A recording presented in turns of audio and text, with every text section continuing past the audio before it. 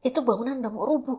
Beneran dari mulai baru dibangun. Tapi itulah orang sipilnya nggak paham mekanika. Gaya itu sebagian harus disalurkan, sebagian ditahan. Nggak boleh orang sipil tuh kalau nggak ada dasarnya. Metode itu bisa menghemat 30-50% biaya non material. Kalau orang mau hemat dari KW1 menjadi KW3 recehan.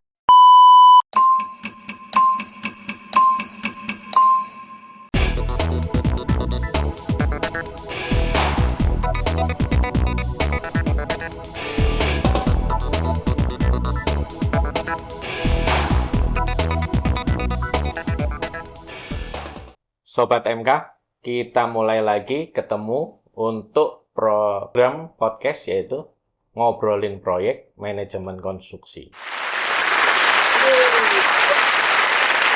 Oke, sekarang saatnya kita ketemu dengan narasumber kita yang jagoan sipil. Selamat datang Bu Nusa. Selamat datang. Ya, terima kasih. Kita ngatur waktu cukup berkali-kali ini ya. Ya. Baru ketemu sekarang. Nggak apa-apa, alhamdulillah kita bisa ketemu. Baik, jadi ini acara rutinnya Hamki, Bu. Oh ya, Ya, bagus untuk lah. podcast gitu ya. Ada yang ngobrolin proyek, ada yang ngobrolin yang bercanda, tapi juga proyek. Ada yang videonya di YouTube juga kita. Baik, kita mulai ya Bu ya. Terima kasih banyak. Sehat Bu? Sehat, alhamdulillah. Untuk kesempatan pertama mungkin Bu Nusa bisa cerita sedikit tentang Bu Nusa. Ya. Silakan Bu Nusa. Jadi saya berprofesi sejak tahun 83. Ya. Sebagai structure engineer semula. Ya. Setelah itu berkembang, melanjut, masih menangani struktur, tapi lebih membantu manajemen konstruksi. Itu sejak 2003 rasanya gitu ya. 2003 atau 2004. Nah, dalam hal ini memang misalnya orang mikir struktur itu yang lebih susah. Menurut saya tidak. Kenapa tidak? Karena dia hanya fokus untuk pekerjaan struktur. Yang sulit itu struktur menurut saya itu softwarenya kalau harus paham banget gitu untuk menerapkan. Dan kalau memang seperti saya kadang-kadang gampang lupa, nah itu repot gitu ya. Bahkan awal-awal paham software struktur waktu itu SAP itu karena kan pengertiannya biasa struktur beton yang continuous istilahnya. Ini strukturnya kayu harus ada pakai titik pin dan sebagainya gitu, ada di titik tertentu untuk sambungannya beda kan gitu ya, maksudnya dikasih hing gitu, dikasih itu titik sambungan gitu. Nah itu saya waktu itu mikirnya udah seperti lanjut dulu, maksudnya continuous, nanti di detailnya kan nggak bisa gitu. Sampai diginiin sama senior kan nggak bisa gitu ini. Oh iya, sampai saya minta maaf gitu kan. Jadi karena saya ini ini harus dikasih, waktu itu masih baru ya SAP, jadi belum terlalu paham banget gitu ya. Dan saya bukan tipe orang yang explore kalau software. Jadi software itu saya lebih mengandalkan orang lain gitu gitu.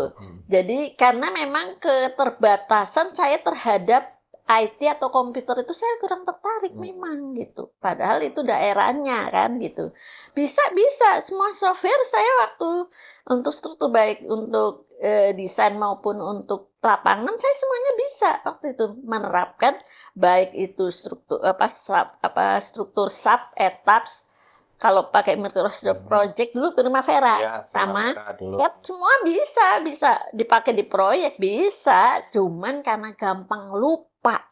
Saya juga heran itu kalau komputer IT kenapa gampang lupa. Alhamdulillah saya kalau struktur enggak. Berikan pada ahli. Berikan pada ahlinya biar mereka ngerjain softwarenya.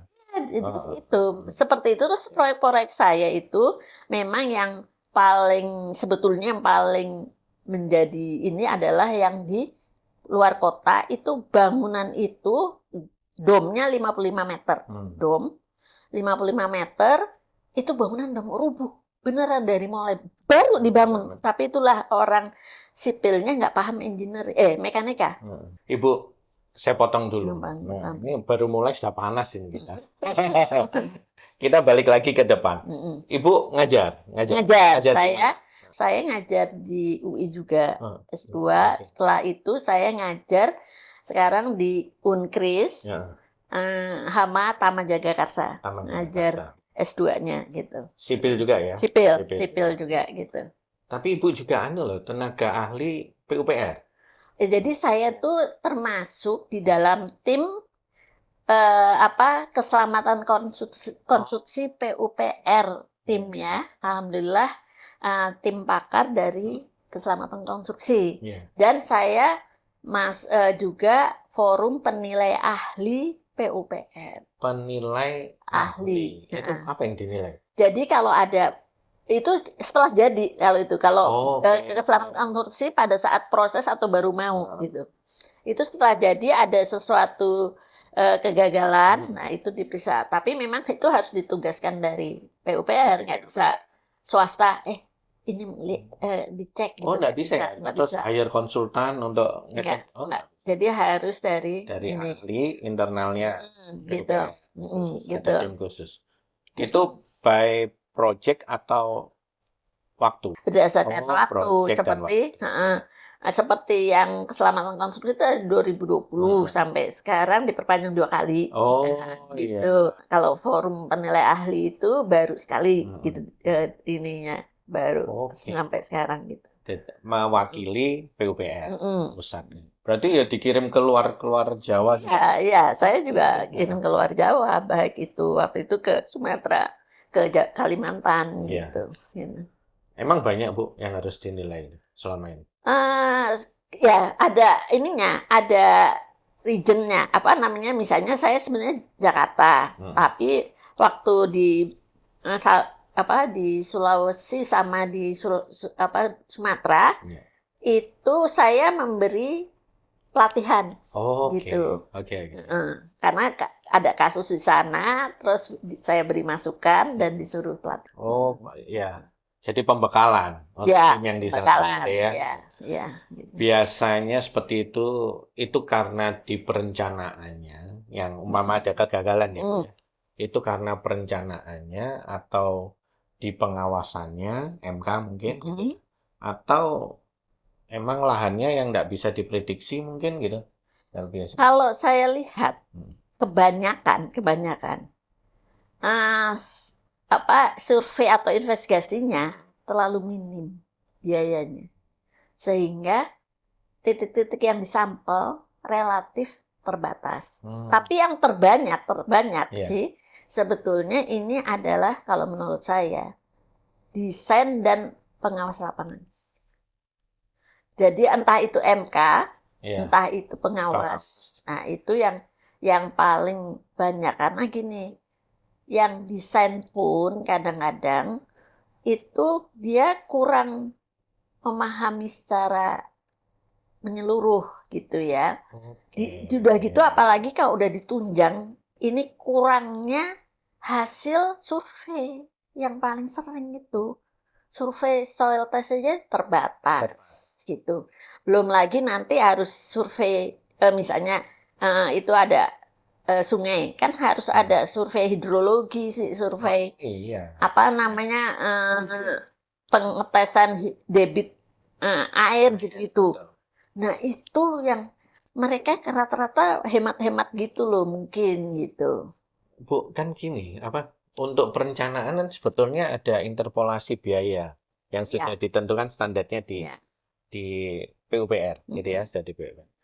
Nah, proyek itu entah di jurang, entah di jalan besar, atau di kota, atau di desa, hutan, biayanya kan sama. Padahal perlakuan persiapan perencanaannya beda. Beda. Nah, itulah yang menjadi harusnya memang, saya kan makanya pernah ngomong juga bahwa itu yang awal dia mulai masuk. Kan itu sebetulnya harusnya MK. Tapi kan kadang-kadang MK kan nggak dilibatkan. Oke. Harusnya MK itu melihat paling nggak survei lahan aja dulu MK harus terlibatkan. Iya. Oh ini gini berarti perlu desain bukan perlu survei ini gitu kan. Nah itu kan hampir bisa dibilang MK nanti kalau udah Betul. desainnya selesai.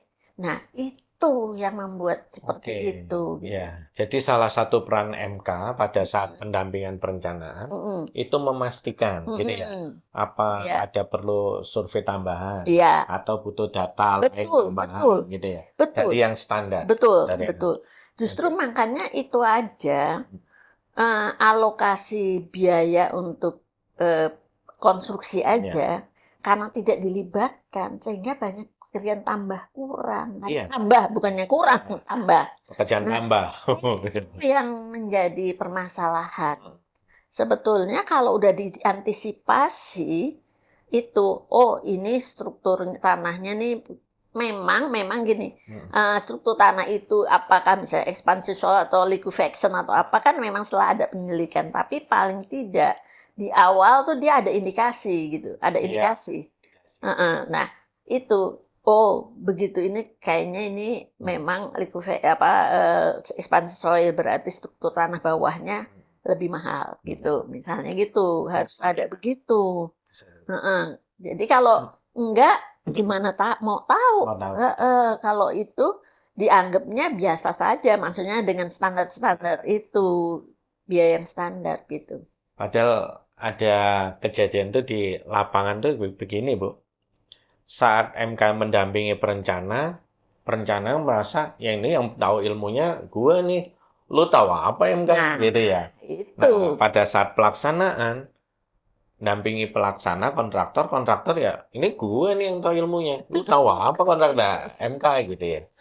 Berarti Bu, kemampuan personil MK seharusnya ya enggak beda jauh dengan perencana ataupun menurut saya bukan nggak beda jauh, justru harus lebih terintegrasi menyeluruh lebih terintegrasi saya bilang saya pertamanya jadi konsultan tuh, maksudnya di desain saja semula. Ya 14 tahun gitu. Begitu menekuni MK, waduh ini harus tahu ini. Terintegrasi itu tadi ya. Betul. Gitu. Jadi menurut saya bukan yang utama itu, justru harus benar-benar mumpuni gitu orang MK gitu. Nah, itu jadi makanya itu yang perlu dilibatkan dari awal. Peran dari MK, meminimalisir dampak, baik dampak engineering maupun dampak biaya gitu, supaya nggak ada pekerjaan tambah gampang itu atau enggak dikit sekali. Dampak engineering itu hasil perencanaan, dampak biaya dan pelaksanaan. Oke.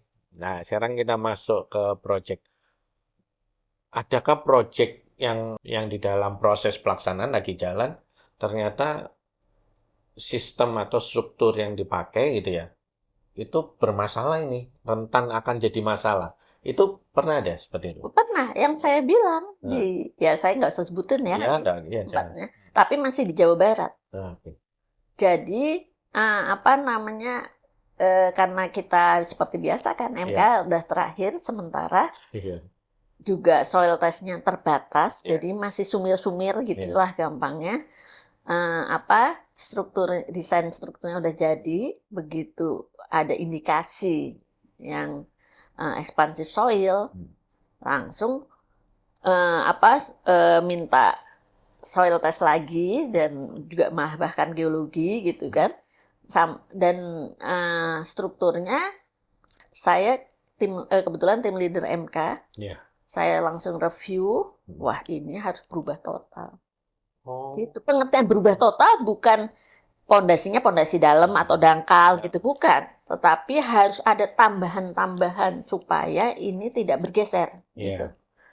Jadi artinya waktu itu tambahannya adalah antara subdrain terus antara lantai dasar dengan pile cap dan tie beam-nya disatukan supaya kekakuannya besar karena gitu ya, disatukan karena itu kalau kekakuan mudah geser itu kekakuannya itu harus besar gitu. Ya, kekakuan bangunan Nggak itu. Nggak bergeser lah atau nggak terutama I see. bergeser kan gitu. Iya. Terus sama saya bilang itu kan yang utama kayak horizontal. Jadi harus dikasih sirip-sirip atau counterfort gitu. Counterfort ya. Jadi harus begitu. Jalan keluarnya cuma begitu, gitu. Dan perencanaan awal nggak Nggak gitu. ada blas, nggak ada sama sekali gitu. Nah jadi itu pun saya sebetulnya sebelum yang waktu itu juga terjadi heboh nasional juga sebenarnya udah saya sarankan itu. Yang utama ini kayak horizontal gitu. Kayak horizontal. Jadi karena tanahnya itu berkontur dan memang ada indikasi ekspansi. Waktu itu udah nggak dikasih tahu ekspansi, cuman saya udah karena saya nggak jauh dari proyek itu, saya udah tahu ini kemungkinan ekspansi gitu ya. Nah udah saya sarankan segitu, tapi ya nggak dilakukan. Dijawabnya udah tetap kayak gitu, ya sudah. Pada saat Ibu memberikan saran kan pasti ada kajian teknisnya kan ya? Saya waktu itu ngomong aja karena orang sudah dipikirkan ya, udah pasti karena gini, saya bilang yang utama ini gaya horizontal, bukan vertikal ya, dan berkontur kan artinya turunan gitu ya, jadi kan mudah bergeser kan, sama ekspansi soil, saya bilang gitu. Terus airnya di situ banyak air permukaannya. Jadinya artinya segitu. Jadi saya langsung kasih tahu ini dikasih subdrain supaya air itu harus lolos, tidak neken. Disatukan antara pile cap dan tie beam dengan lantainya supaya kekakuannya besar. Jadi dia nggak bisa terdorong. Dikasih counterfort atau sirip-sirip itu karena itu gaya horizontalnya mengatasi gaya horizontalnya antara gitu, tapi ya nggak ini gitu. Berarti asumsi saya si pengambil keputusan bahwa oke, pakai sesuai desain itu harusnya mereka sudah mengkaji ya. Harusnya ya. Beliau yang mengkaji. Misalnya deh, enggak masih cukup. Memang kata-kata saya kurang tepat, bisa aja gitu. Tapi kenyataan 3 bulan itu nasional gitu. Jadi itu yang jadi sehari. Jadi gini, orang sipil tuh terutama satu proyek dengan proyek lain tuh nggak bisa sama. Jadi kalau orang bilang, oh saya udah pernah ngerjain ini, ngerti gitu, salah itu. Berarti dia tidak tahu proyek. Proyek apapun tuh berbeda, makanya kan namanya unik, ya kan? Unik setiap proyek itu unik. Beda gitu, karena bukan hanya tanahnya yang beda kan gitu. Artinya baik lingkungan alam, lingkungan sosial kan gitu. Dan belum lagi zona gempa gitu-gitu kan beda gitu semuanya. Gitu, makanya jangan pernah pikir, saya udah pernah nih bikin kayak gini. Pasti bisa. Nggak bisa. Contohnya kemarin teman saya nanya, Bu Nusa, ini dia mau bikin retaining wall. Terus itu dengan kaki tapaknya tuh 2 meter besar kan, gitu. Terus tanahnya cuma tinggi 2 meter, lebih dikit lah gitu, berapa gitu. Terus ini kok saya disuruh kasih dilatasi buat apa? Saya bilang gitu. Kalau dilatasi itu hati-hati, malah bisa guling atau geser karena disuruh sarannya orang geoteknik dikasih dilatasi. Ini karena nggak jauh dari jalan rel katanya gitu. Terus tanahnya apa? Itu lempung. Ekspansi soil nggak dicek gitu ya, tapi lempung. Saya bilang, nggak gitu. Sekarang yang utama, jalan itu memang gampangnya, retaining wall tuh di literatur juga ada gambarnya gitu, yang dihitung geser sama gulingnya gitu. Tapi bukan gitu, saya bilang, sekarang yang utama kan situ deket jalan rel. Kalau deket jalan rel itu kan dinamisnya besar, sehingga kekakuannya harus besar, sehingga dikasih counterfort nggak usah tinggi-tinggi, pendek aja tapi ada kekakuannya ditambah. Jadi yang utama tuh kan kekakuannya. Kan teman saya bilang, geser sama gulingnya udah masuk gitu. Ya kekakuannya yang ditambah gitu. Jadi memang iya. sipil tuh harus dilihat itu apa sekitar situ gitu. Ya, misalnya itu juga tanahnya ekspansi, oh kasih subdrain gitu. Nah harus Nah, begitu, harus. nggak sama satu dengan lain. Walaupun udah sering bikin retaining wall misalnya gitu. Apalagi cuma 2 meter 10, saya lupa persisnya 2 meter berapa gitu. Nggak sampai hampir 3 meter, enggak. Kan relatif pendek. Iya, Tapi begitu, itulah orang sipil. sipil. Harus tahu gitu. Lingkungan alamnya dan lingkungan sosial gitu. Harus tahu gitu. Seperti itu. Dan yang perlu diperhatikan itu prinsip ya. Jadi pengertiannya tuh gaya itu sebagian harus disalurkan, sebagian ditahan oleh struktur. Karena kalau mengandalkan semuanya struktur, lelah dia, fatigue. Mudah lelah, makanya umur bangunan sekarang harusnya 50 tahun, hanya 10 tahun, asal udah memenuhi undang-undang jasa karya aman gitu. Padahal nggak gitu, harus sesuai umur lifetime artinya tarik 50 tahun. sebetulnya gitu ya. Nah, itu yang agak susah dicapai kan sekarang, bangunan sekarang beda dengan bangunan zaman dahulu. Oh, berarti ya Bu ya. Misal ya kita pakai teori ada gaya yang dilepas, ada yang ditahan sesuai kemampuan gitu. Betul. Umpama semua ditahan ya bisa juga gitu ya. Tapi itu dia mudah fatigue, mudah lelah. Jadi umurnya nggak banyak, nggak lama gitu. Jadi ya contohnya waktu itu pernah ada setelah tsunami Aceh kan ada foto di di Thailand kalau nggak salah ya, ada dinding penahan itu tsunami kan, airnya bukan? Ya itu kalaupun mau bikin bukan kayak gitu, bukan lurus gitu, tapi dia berkelok-kelok gini. Jadi ada yang disalurkan, ada yang ditahan gitu. Kelok-kelok, terus yang satu tinggi menahan, yang satu harus ada yang lanjut gitu. Misalnya yang satu tingginya misalnya nih ya, dibuatnya waktu itu saya nggak tahu berapa meter ya, misalnya 5 meter, yang satu 2 meter saja gitu. Harus begitu. Wah, nanti ini kita perlu ini Bu, penahan level air di DKI. Oh iya. Wah, ada dinding itu ya, kayak Amsterdam itu. Wah, itu perlu ada masukan. Kayaknya Ibu harus masuk tim situ. Amin.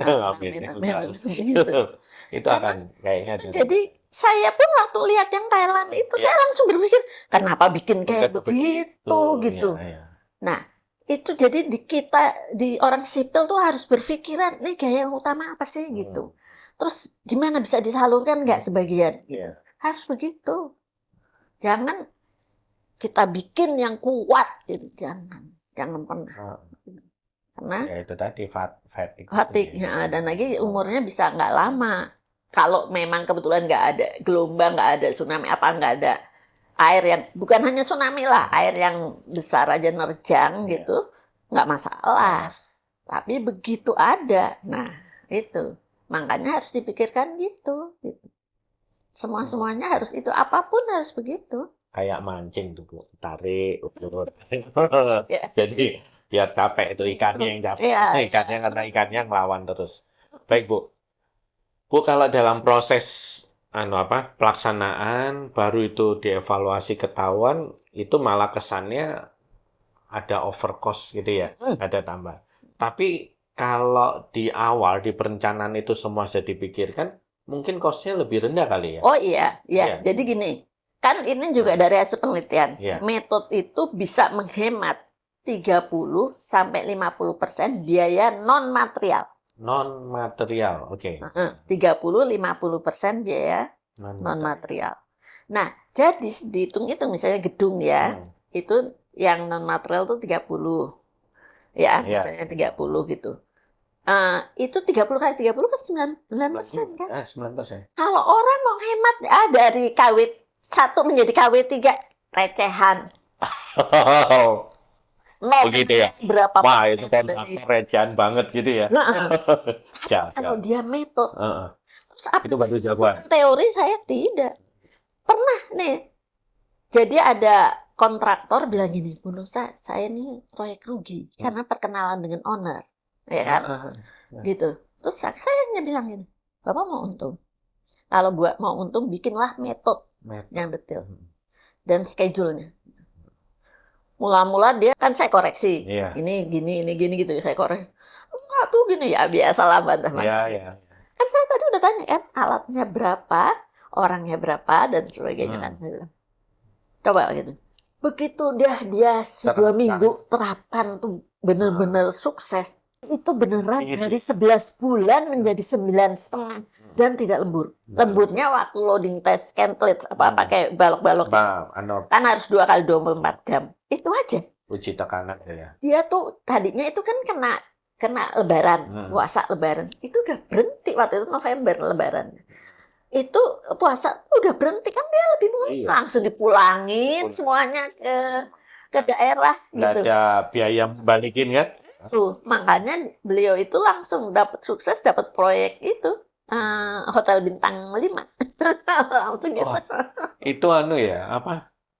Profesional gitu ya. Iya. Ya, Jadi, ahli memang, ahli beneran gitu. Jadi gini, pengertiannya kalau ya artinya beliau itu memang taat dengan kami yang jadi MK. Waktu itu Ibu posisi MK? Pengawas sebetulnya. Cuman saya bantu. Kok baik banget? Saya pengawas. Ya. Cuman saya memang ya itulah jiwa saya tuh emang jiwa. Harusnya emang gitu ya Bu ya. MK pengawas dengan kontraktor perencana kolaborasi ya. Saya memang jiwanya gitu. Pokoknya yang penting harus sukses gitu. Bagus jadi udah gitu apik banget. Sekali bikin jadi dia selalu kalau bikin lagi udah di mal atau di Bu periksa dulu. Saya periksa itu. Beneran saya periksa. Oh ya udah, ayo. Jadi sekali bikin jadi apik padahal lahannya sempit banget.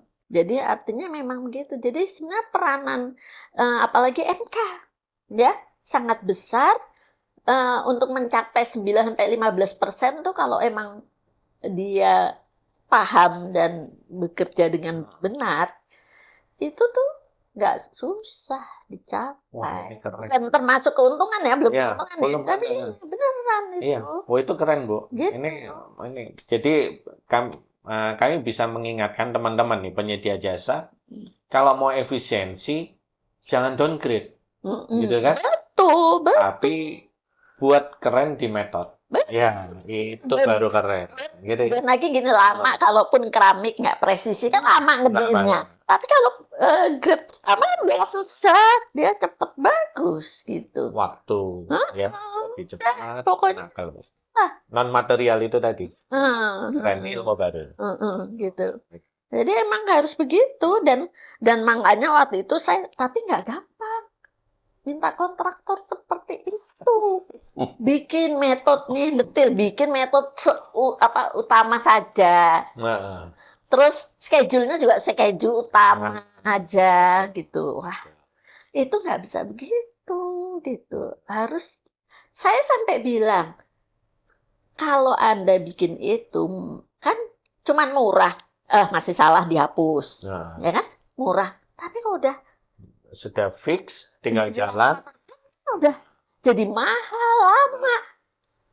Waste-nya terkendali. Tapi tidak mudah. Saya itu baru mendapatkan seperti itu 2. Dari ratusan proyek ya. 2. Jadi, kenapa ada penyedia jasa yang begitu? Yang tidak mau masuk ke area. Gini, kalau saya lihat kontraktor itu untuk tulis-menulis itu mungkin males atau susah atau apa, saya nggak ngerti. Wah, ini dia. Banyak scroll mungkin. Jadi, ini dia. Literasi. Selalu pernah ada nih, ini kontraktor besar ya. Beliau lagi rapat di bedeng, saya sengaja saya nyelinap masuk. Untuk ini, untuk ngasih tahu. Itu masih baru. Bikinlah yang begini-gini. Nggak juga. Jadi mau diapain? Saya sebagai MK juga susah kan, gitu. Nah itu pengertian. Ya harus bersama-sama lah. Kita harus membenahi bidang konstruksi Indonesia supaya memang berkualitas dan sekali bikin jadi benar-benar bagus sesuai standar engineering gitu. Itu yang utama. Jadi justru kalau sampai merubah atau merevisi apa itu hasilnya nggak akan Reward. maksimal, nggak akan maksimal. Sekali bikin langsung bagus jadi. Udah itu yang paling utama gitu. Makanya saya bilang apa namanya yang saya contohin itu mereka benar-benar jadi langsung bagus gitu. Makanya langsung dapat proyek di mana-mana tuh dia gitu. Iya, iya, iya. Gitu. Jadi nggak ada kemungkinan kontraktor atau penyedia membuat kolom ternyata salah pasang. Nggak ada ya. Pasti ketawa. Ini ada kejadian baru. Aduh, kita ini sampai kok bisa? Saya kolom salah pasang gitu. Coba. Ini yang pinter yang mana? Baik. Memang gini, makanya saya bilang kontraktor itu memang take out ya atau setting gitu kan. Itu kan suka benar-benar sak-sae gitu. Pokoknya asal tancap di sini, di sini, di sini. Nah, itu padahal itu harus teodolit, pokoknya diteliti pakai apapun alatnya terserah gitu. Tapi yang penting koordinatnya, levelnya, semua itu harus persis banget dan harus cek kiri kanan loh, bukan hanya ini titiknya ya. Enggak, harusnya lihat sebelah sininya nanti ada apa, sebelah sananya ada apa, gitu, sebelah sananya ada apa. Begitu, enggak hanya saya udah kasih titik, udah beres. Iya. Enggak gitu. Betul. Dan setelah dia setting up itu sudah benar, menurut versi dia ya, sudah benar. Itu pun akan ngundang MK kan? MK cek lagi deh. Iya, gitu iya. kan? Jadi gini, beliau itu kontraktor itu set ya, udah titik ini, bukan hanya beliaunya cek, tapi dia kasih tahu sama MK. Ini loh terhadap kiri jarak segini nggak ada apa-apa, gampangin. Terhadap kanan nggak ada apa-apa, udah aman gitu. Gitu dulu. Baru dah, oke, berarti ini fix nih. Titik-titik ini fix gitu. Sehingga nggak ada yang salah. Iya, betul. Gitu. Kalau dia nggak menyeluruh, bisa ada yang salah. Bener. Ini akhirnya pas yang udah terakhir nih kadang-kadang. Iya, salah. Gitu. Waduh. Itu yang bahaya. Kalau saya sih nggak boleh, itu memang harus semuanya diinikan. Dipastikan dulu semua. Nah, kalaupun itu ada bangunan, oke ya. Saya bisa nggak apa-apa gitu, biar aja gitu kan. Tapi kan kita udah titikin dulu ya kan, walaupun belum ada ininya. Apa namanya kita pancang atau kita tandain gitu kan. Kita titikin, yang penting titikin. Tapi tetap harus. Iya, harus benar. Gitu. Sekarang tuh lebih banyak itu teman-teman, saya nyebutnya teman-teman penyedia jasa konstruksi, pelaksana konstruksi, itu percaya banget sama mandor nih. Sama borong kolomnya gitu. Iya. Jadi kalau kita terus komplain, yang dimarahin mandornya gitu ya. Jadi saya marah ke penyedia jasa marah ke mandornya. Seharusnya gitu itu double check, triple check itu perlu ya Bu ya? Benar. Jadi segala sesuatu, misalnya diserahin mandor kan yang narik-narik gitu lah ya. Memang dia ngeker-ngeker gitu ya.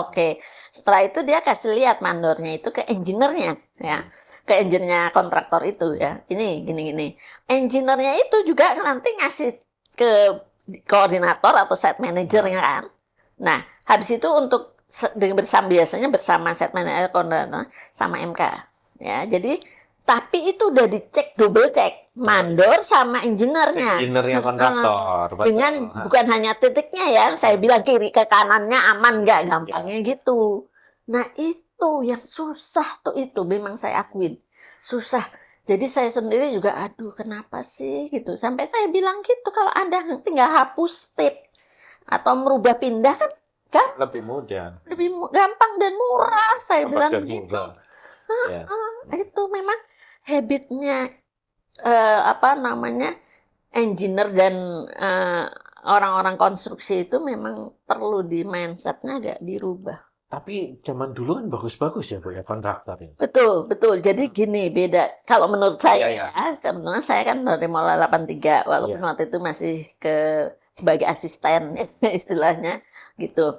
Tapi memang saya perhatikan mereka itu lebih apa ya istilahnya supaya pede justru dia lebih validasi istilahnya gitu. Oh, oke. Lebih validasi dia. Keilmuan gitu ya. Itu lebih justru sebetulnya mereka untuk supaya pede lebih validasi gitu. Oke. Dan lagi maaf nih kalau saya lihat memang engineer dalam tahun 80-90-an pertama ya sampai 2000 awal paling Ya. nggak gitu. Memang pemahaman mekanika masih bagus. Karena sekarang ini ada software mereka langsung tek masukin. Gak mikir lagi kalau kita kan dulu pakai apa namanya klaperon atau ini yang tepat tuh pakai 3 momen persamaan 3 momen atau pakai kani pakai takabea kan masih mikir yang gitu. Oke. Kalau Ya. itu kan sekarang udah masukin dapet. Cepet hasilnya. Nah itu Tapi rohnya enggak kena. Gitu ya, pola pikirnya enggak kena. benar itu yang saya pelajari. Jadi kalau memang engineer sekarang kelebihannya tuh di software saya akuin dia Menguasai cepet banget teknologi. gitu. Beda dengan kita kalau masukin zaman awal aja, terutama awal-awal masih nol ya, kalau udah lancar. Tapi itu pun beda dengan engineer sekarang. Jadi saya juga makanya kalau ini bagus itu Anda sebagai engineer itu punya pemahaman atau keterampilan software itu bagus banget gitu. Tapi harus dibarengi gitu. Iya. Rohnya atau filosofinya struktur itu harus tahu gitu. Konsep struktur itu harus tahu. Setuju. Saya senang statementnya Ibu tadi bahwa engineer sekarang tuh menguasai software. Benar. Software itu kan ranahnya teknologi ya sebetulnya. Tapi teknologi hardware dia enggak kena juga. Betul. Iya. Betul. Saya tuh punya pengalaman ke Beijing ya Bu. Kalau saya barusannya Beijing tuh mungkin 7 tahun lalu lah, 7 tahun lalu. Itu bangun apartemen kan banyak banget. Iya. Itu pagar proyeknya itu hanya berapa meter dari gedungnya dan bersih banget, Bu. Ya. Dan pekerjaan tuh langsung masuk ke alat terus langsung naik bahkan sampai apa? Backisting ya. Platformnya itu juga satu lantai naik lagi. Wah, bersih banget. Ya. Itu 7 tahun sampai sekarang di Indonesia enggak ada. Ya. Ya. Jadi gini kalau saya lihat ya, jadi memang mungkin ya, memang harus benar habitnya terutama mandor ke bawah ya. Ada itu kan semula dia petani, terus ayo di bawah dilatih sedikit gitu. Jadi dia konsep dasar sebagai pekerja konstruksi masih kurang yang pertama. Terus yang kedua juga karena seperti tadi engineer itu udah diserahin ke mandor. Orang saya pernah gini, ini dikasih plat, jangan plat baja nanti jadi itu kan karena bikin basement gitu, walaupun top down tapi kan gali-galiannya kan masih karena sempit banget gitu ya. Itu harus dikasih plat beton gitu ya. Kalaupun pakai plat baja mungkin lebih bawah intinya. Tapi harus dikasih kaso-kaso supaya ada orang nginjek tuh nggak licin. Kalau itu kan bisa licin. Itu udah diserahin kok Bu ke subkonnya. Mana subkonnya kan tetap yang tanggung jawab Anda, aku bilang gitu. Iya, tapi nggak dilakukan. Sampai saya bilang, wah, saya udah bikin surat sampean. Karena kalau itu ada yang jatuh, ya kan? Jadi artinya itulah yang habit yang masih harus perlu dibenahi. Jadi artinya kontraktor itu juga kalau ngesupkan atau memborongkan ke mandor, itu dia harus tanggung jawab. Baik tentang keselamatan, kalaupun harus nambah biaya kan gitu. Yang utama itu zero accident, apapun harus zero accident gitu. Nah itu yang belum ada ini. Jadi hal misalnya orang kepleset ya biasa, gitu. Padahal nggak boleh gitu aja nggak boleh gitu. Apalagi kok plesetnya kejedut kepalanya itu lebih bahaya lagi kan, gitu. Itu yang susah di ini. Walaupun proyeknya itu triliun loh, bukan hanya ini. Bukan miliar ya.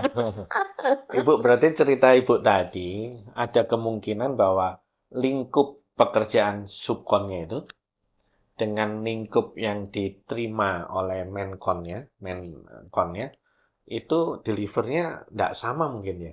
Bisa jadi. Ya, bisa nggak sama. Bisa jadi. Tapi gini juga, kan yang di subkonnya itu sebenarnya udah disetujui. Iya. Support A, B, C, D. Hmm. Tetapi saat nego itu, kan dia tidak melibatkan, misalnya pun kurang detail atau kurang benar, tidak melibatkan staf MK. Iya. Harusnya melibatkan. Ini persetujuan, bukan uangnya, tetapi Iya. item Lingkupnya. pekerjaannya, lingkupnya, Lingkup dan pekerjaannya. ini. Nah, itu yang harusnya tuh diinikan Iya. gitu. Sehingga, oh iya benar gini, karena perlu ya hal-hal yang sederhana itu justru membuat sering celaka loh, Betul. jangan salah gitu.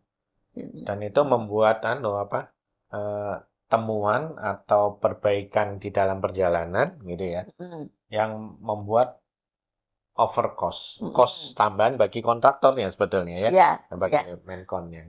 Jadi makanya saya bilang kalau kontraktor mau untung, gampangnya gitu. Udah metode bikinlah detail, baik detail metodenya, schedule detailnya juga loh Bu Pak, semingguan itu harusnya. Gitu, sebelum dia lakukan dia minta persetujuan dulu, benar nggak ini gitu ya, maksudnya benar nggak dia melakukan gini itu harus, itu juga kalau yang mau dipasang tuh harusnya diperiksa dulu itu di lapangan. Jadi jangan hanya tempel udah gitu, jangan gitu. Itu yang sering membuat tidak apik, tidak sekali bikin, pokoknya harus penelitian sekali bikin apik, udah gitu prinsipnya. Ya.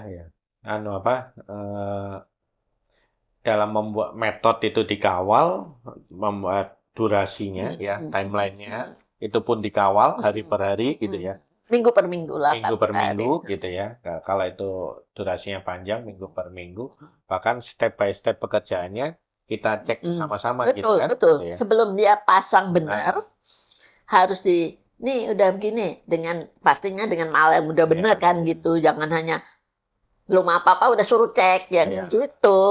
Dia cek mal benar, dia bikin mal benar, baru suruh cek gitu.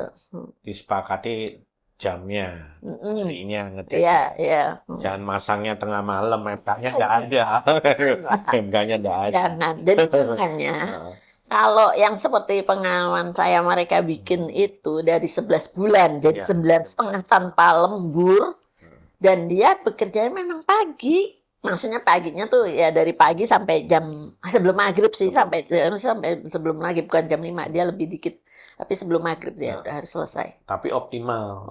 Hasilnya bagus. Banget, apik beneran. Itu gitu. Bisa diatur itu. Jadi itulah, kalaupun mau seperti gitu, dia banyak keuntungan kok, gitu. Bukan hanya waktu ya, tenaga, biaya, udah mulangin orang waktu mau puasa. Udah enak banget gitu. Ya, pasti terasa deh gitu ya. Iya. Baik Bu, sekarang kita balik lagi ke dom yang Ibu tadi. Oh iya. Kalau dom itu apa, Ma? Itu bangunan apa sih Bu? Bangunan kawasan bisnis. Kawasan bisnis. Kawasan bisnis. Berapa lantai? 5 ya, dari dasar. 5, tapi kalau yang di bagian domnya itu 55 meter itu hanya basement sama lantai dasar. Hanya lantai dasar. Void gitu ya? Langsung, tinggi gitu. Sebelah-sebelahnya itu untuk restoran, untuk macam-macam gitu.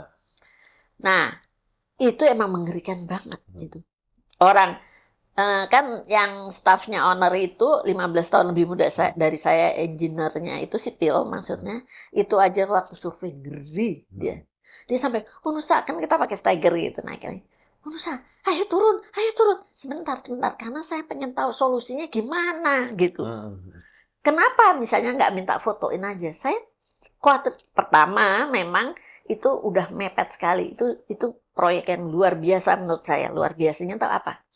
Saya hanya mengatakan ini bahaya. Waktu survei itu saya datang, itu di luar kota ya. Saya datang itu sekitar mungkin jam 1 ya. Terus saya survei sampai maghrib lah gitu, selesai. Terus ditanyain owner kan, gimana, bahaya? Saya lihat emang bahaya, dari mulai basement sampai tanah bahaya gitu. Terus tapi Bu Nusa mau kan gitu. saya pikirkan dulu. Karena emang sebenarnya saya udah gini-gini. Bangunan itu udah jadi, tetapi sangat berbahaya. Bayangin. Terus udah jadi, saya tuh nggak pakai ngitung-ngitung yang pakai software atau ngitung-ngitung yang canggih-canggih. Enggak. Pokoknya itu harus kuat. Jadi saya ngitung sederhana. Sendi-sendi, jepit bebas, misalnya begitu. Tapi karena kan itu saya mikir malam, terus akhirnya saya baru bisa mengatakan pagi. Sebenarnya saya udah ngeri banget. Cuman saya mikir, kalau engineer lain 2 orang aja nggak berani, saya juga mundur. Emangnya arsitek atau orang mesin? Orang itu struktur kok, gitu kan? Ya. Mungkin kan gitu. Jadi saya akhirnya nekat. Saya doa, tahajud, terus saya tolong bantu Allah, tolong bantu saya niat baik. Gitu. Udah, saya akhirnya pagi-pagi ketemu owner ya, bukan direkturnya. Waktu jemput saya di bandara, direkturnya. Saya bilang gini, ya saya bersedia kalau hari ini juga didatengin orang. Bayangin, saya bilang gitu. Hari ini juga didatangkan kontraktor yang melaksanakan, yaitu fondasi, baja, kebetulan itu perbaikannya jadi pakai baju kan. Baja sama tim K3. Beneran karena beliau itu pingin banget jam 1 ada loh. Nah, pada saat itu kan pagi ya, sekitar jam apa, mungkin selesai ngomong-ngomong jam 9:30, 10. Saya langsung sketsa, bayangin belum apa-apa. Sketsa, ngitung yang benar-benar jadul banget gitu. Sketsa langsung kasihin staffnya, itu 15 tahun lebih muda. Nah, ini sama. Terus jadi setelah jam 1 kan dipanggil udah datang. Saya kasih tahu dari metodenya, dari sketsanya itu maksudnya gimana. Saya kasih tahu tuh 3 tim itu. 3 tim itu jangan dilanggar sedikit pun. Kalau metode atau ada yang sampai saya minta tolong wakil pemiliknya itu kebetulan arsitek gitu. Saya minta tolong jangan ada sedikit pun yang dilanggar. Kalau enggak itu runtuh, aku bilang gitu. Udah akhirnya aman. Tapi yang 15 tahun, padahal artinya dia juga udah senior tuh, udah umur waktu itu udah umur mau 40 gitu ya. Itu aja bilang sampai sekarang itu bangunan yang paling mengerikan dia pernah lakukan. Ya sebagai pengawas ya. Saya bangunan yang luar biasa mengerikan, dia bilang gitu. Memang saya aja tuh.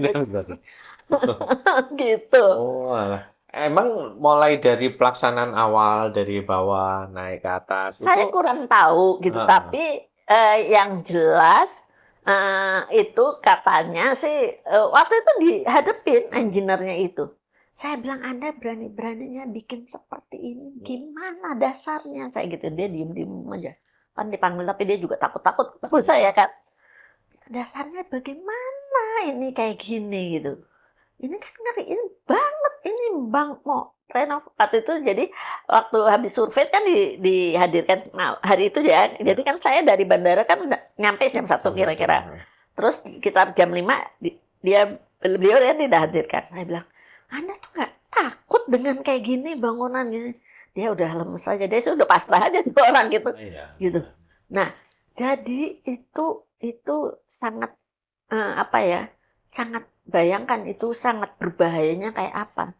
Sebetulnya yang pertama tahu itu owner yang bukan engineer, itu dikasih tahu temannya, sebenarnya tanya teman. Wah ini bangunan kok ngeri banget, Bang. Temannya engineer. Terus minta tolong. Tolong deh kalau gitu perbaiki. Perbaiki gitu kan. Wah nggak berani lah saya bangunan kayak gini. Panggilin lagi yang katanya lebih ahli. Nggak berani juga. Gitu. Owner keder ya. Makanya beliau saya pas bilang hari ini juga kalau nggak ada saya nggak berani.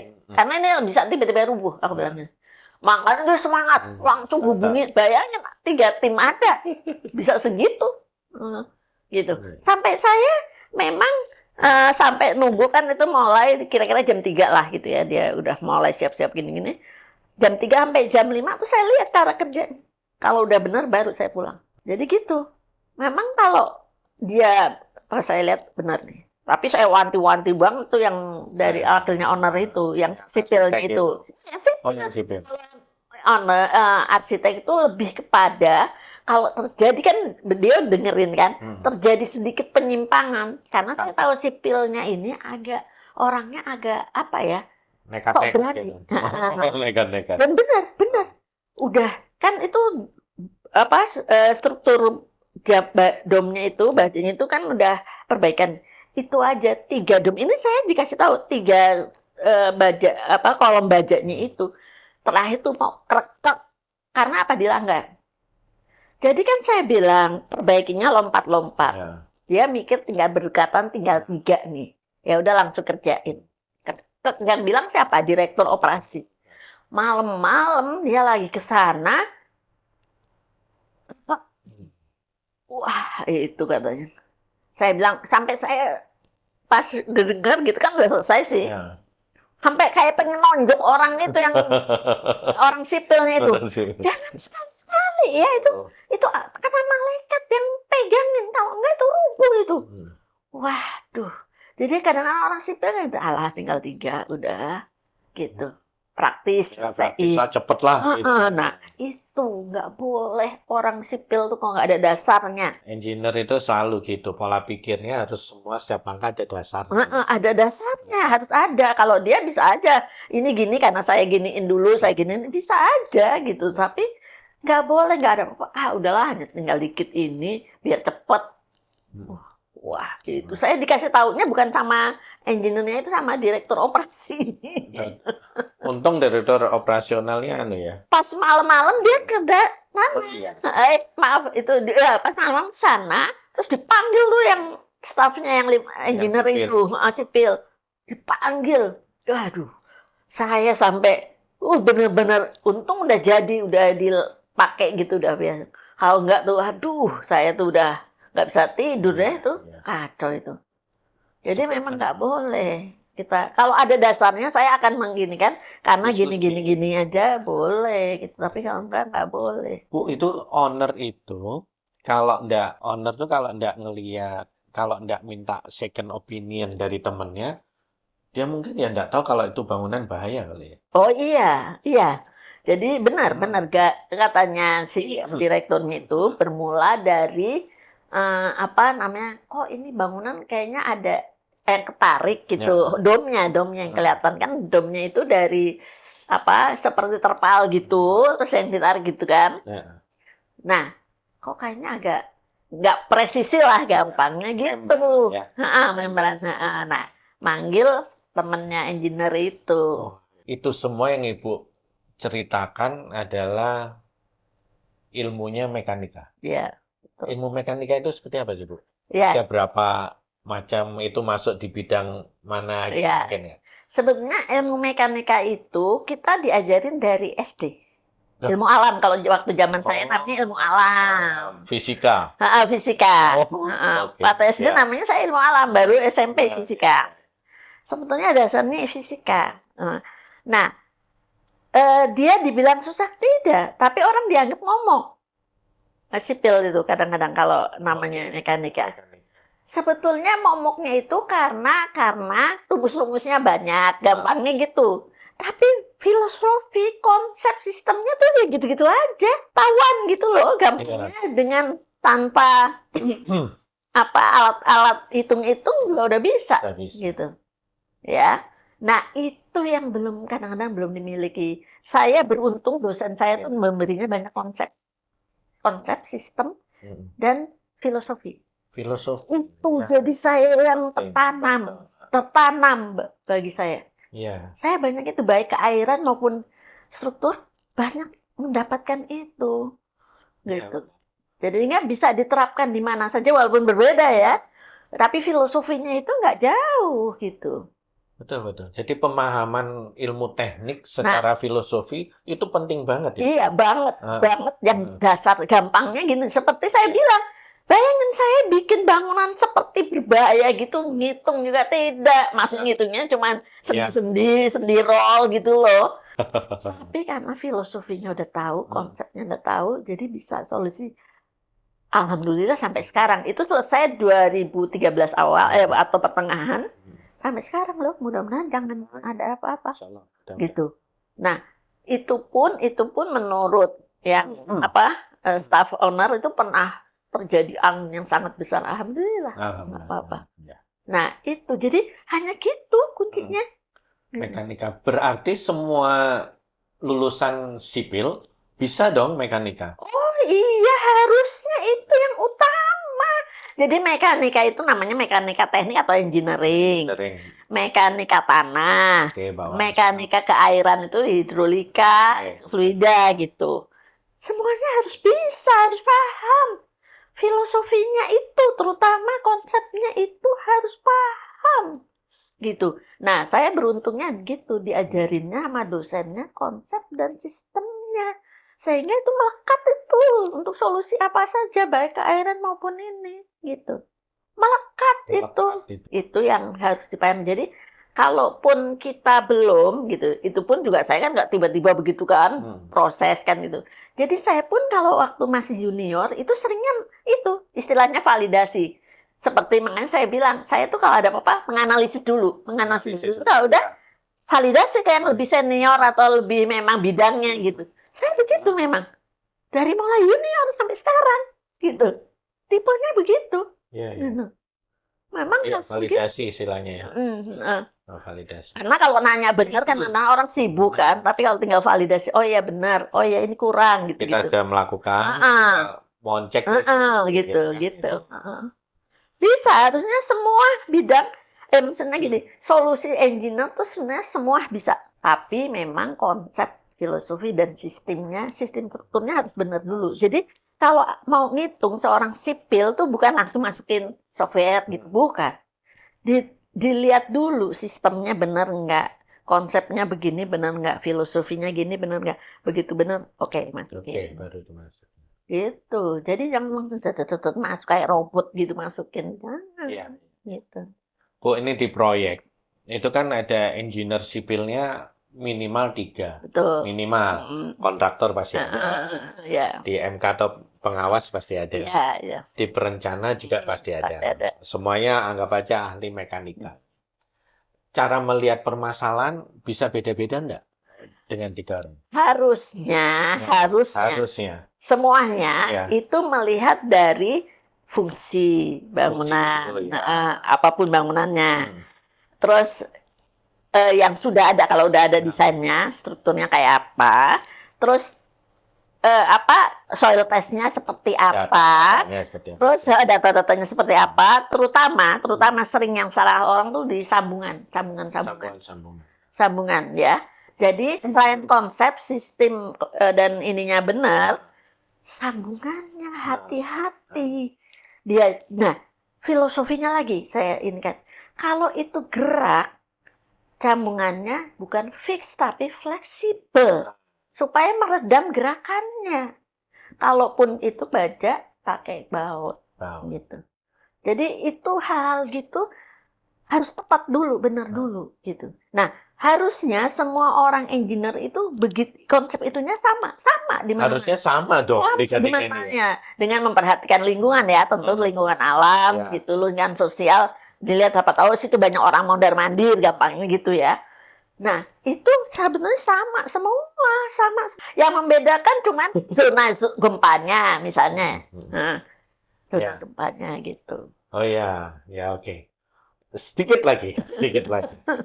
Ini sebagai MK ini, Bu. Dari 3 engineer ini, semuanya sipil, ahli mekanika, ternyata dalam melihat satu permasalahan, ini beda. Ya, bisa jadi. Fungsinya MK ini apa terus? Nah, dalam hal ini, MK itu tentu melihat lebih terintegrasi, menyeluruh. Gitu ya. Nah, beliau itu, MK itu bisa mengatakan, oh ya, si A yang benar atau si B, tapi harus ada alasannya. Ada alasannya. Misalnya dari segi data, dari segi lingkungan alam dan lingkungan sosial, ya, dari segi joinnya itu harus ada alasannya. Berarti Kita hanya bilang benar si A atau benar si B, kayak gitu. Iya. Berarti MK-nya yang mengautopsi istilahnya. Iya. Yuk datanya sudah lengkap belum ini dengan melihat fungsi bangunan dan lingkungan. Terus ini sudah oke nggak? Ini sudah oke. Oh, lo ini yang kurang nih, gitu ya. Jadi harus bukan hanya ini benar, ini salah, bukan, tapi harus ada alasannya. Kalau untuk masalah yang krusial, umum nggak kalau MK itu terus manggil ahli lain yang independen, tolong dong dicek gitu, boleh nggak? Sebetulnya ngapain kalau dipikir? Oh, sudah ada 3 ini gitu ya. MK-nya itu benar-benar paham ya. Maksudnya kan seperti tadi saya bilang, MK itu sebenarnya jauh lebih sulit dari perancang. Beneran. Karena dia mumpuni, harus mumpuni. Ya.